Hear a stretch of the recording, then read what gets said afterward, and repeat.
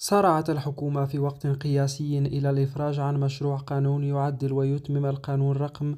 1283 المؤرخ في 2 من جويلية سنة 83 والمتعلق بالتقاعد، وذلك تنفيذا لتعليمات رئيس الجمهورية عبد المجيد تبون الرامية إلى وضع حد للمعاشات الدنيا حفاظا على كرامة المواطن.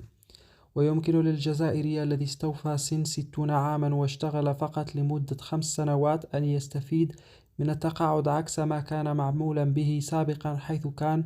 يشترط على العامل أو الموظف أن يعمل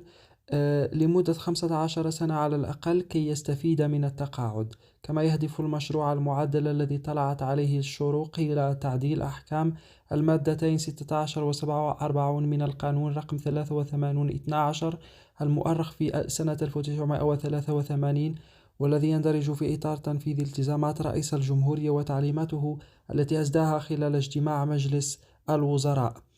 ويرمي النص الجديد إلى تحسين القدرة الشرائية للمواطنين وضمان دخل لائق لأصحاب المداخيل الضعيفة،